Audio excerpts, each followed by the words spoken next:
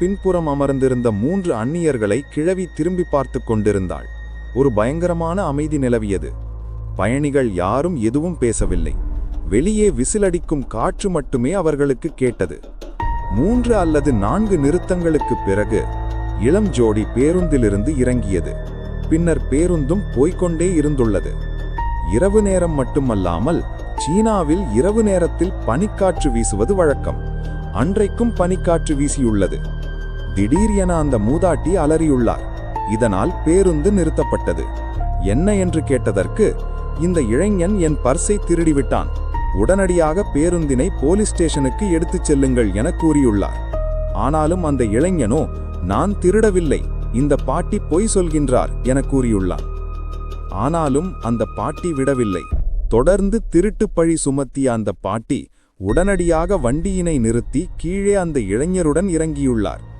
நான் இந்த இளைஞனை போலீஸ் ஸ்டேஷனுக்கு அழைத்துச் செல்ல உள்ளதாக தெரிவித்தார்.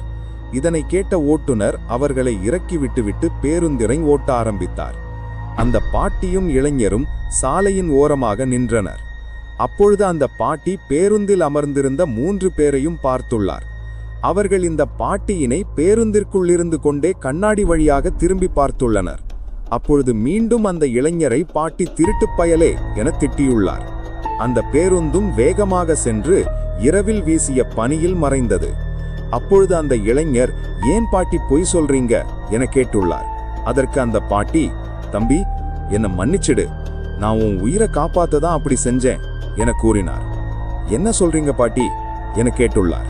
அதற்கு அந்த பாட்டி, தம்பி, நம்ம இருந்த வண்டியில ஏறிய அந்த 3 பேரின் கால்களை நான் கவனித்தேன். அதில் 2 பேருக்கு கால் இல்லை. அவர்கள் பேய் தம்பி, அவர்களிடமிருந்து உன்னை காப்பாற்றதான் அவ்வாறு செய்தேன் என்று கூறியுள்ளார். பின்னர் அங்கிருந்து அவர்கள் தங்களுடைய ஊருக்கு நடந்து சென்றுள்ளனர்.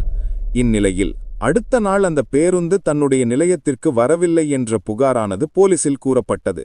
அதனைத் தொடர்ந்து போலீசார் வழக்கு பதிவு செய்து விசாரித்தனர். இந்த விஷயம் டிவிகளில் ஒளிபரப்பு செய்யப்பட்டது. இதனை பார்த்த அந்த பாட்டியும் இளைஞரும் தாமாக முன்வந்து பீஜிங் செய்தி சேனலுக்கு பேட்டியளித்துள்ளனர். அப்பொழுது நடந்த உண்மையினை கூறியிருக்கின்றனர். இதை கவனித்த போலீசார் எப்படியும் அவர்கள் இறங்கிய இடத்திற்கு அருகில் தான் அந்த பேருந்து இருக்க வேண்டும் என யோசித்துள்ளனர். அதனைத் தொடர்ந்து அந்த பேருந்தினை அவர்கள் இறங்கிய இடத்தின் அருகில் தேடியுள்ளனர். அருகில் இருந்த குளத்தில் அந்த பேருந்து இருப்பது கண்டுபிடிக்கப்பட்டது. அதனைத் தொடர்ந்து அந்த பேருந்தினை போலீசார் மீட்டுள்ளனர். அதில் ஓட்டுநர், நடத்துனர் மற்றும் அந்த பேய்களால் அழைத்து வரப்பட்ட 3ஆம் நபரின் பிணங்கள் மட்டுமே இருந்துள்ளன. ஆனால் அதிலும் ஒரு பெரிய குழப்பம் என்னவென்றால், ஒரு நாள் இறந்த